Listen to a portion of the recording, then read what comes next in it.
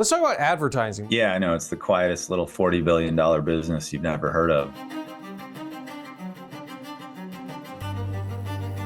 What's next for Amazon? To find out, we're talking to Brad Erickson at RBC Capital. Brad, welcome. Is AI an important part of Amazon's future business, or is this just something where they're in the tech business, you have to say you're working on AI right now because that's the thing?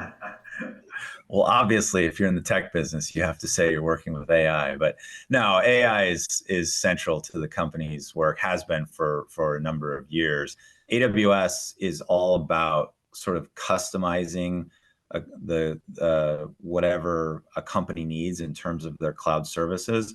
Their generative AI approach is going to be exactly the same.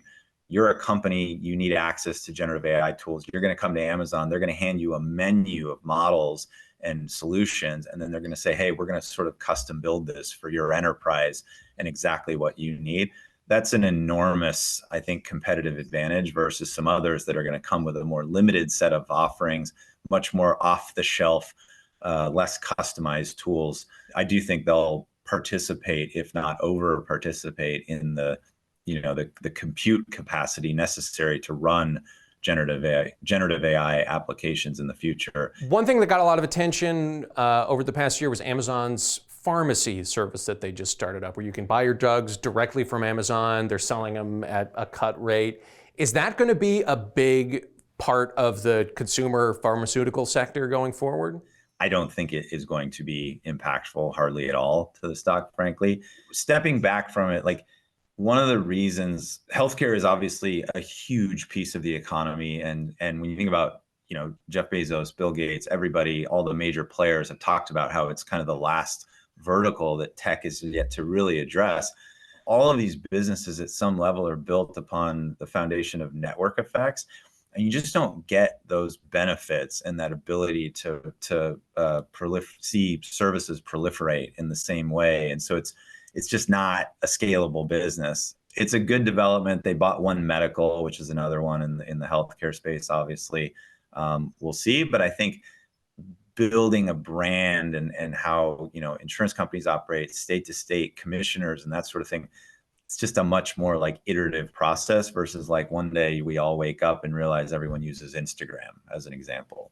And it seems like Amazon is weirdly starting to rival, on a smaller scale, Google and Meta in terms of capturing advertising dollars. Is that going to continue to grow? Like, have we seen them, kind of hit a wall here? How big is that going to be? Yeah, I know. It's the quietest little $40 billion business you've never heard of. They have several million third-party sellers who are always, who in many cases build businesses from scratch based solely on the ability to sell through Amazon.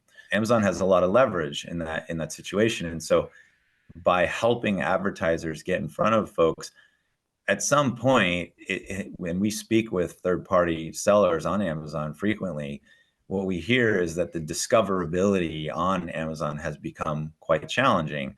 And that's just the nature of the beast, right? Amazon has leverage over them in that situation.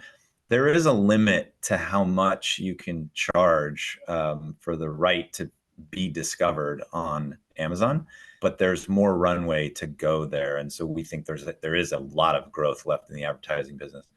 The other piece of advertising for Amazon that's becoming more prevalent and even less well known, they're in the game of bringing more traffic and selling more products, right?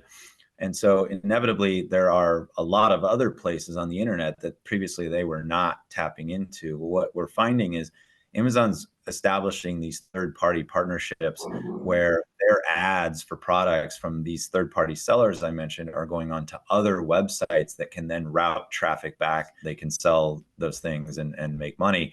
Pinterest would be a great example. Pinterest and Amazon now have a deal where you're going to start seeing Amazon products on Pinterest as ads that would bring you back to Amazon. It's a huge benefit to Pinterest in terms of product relevance.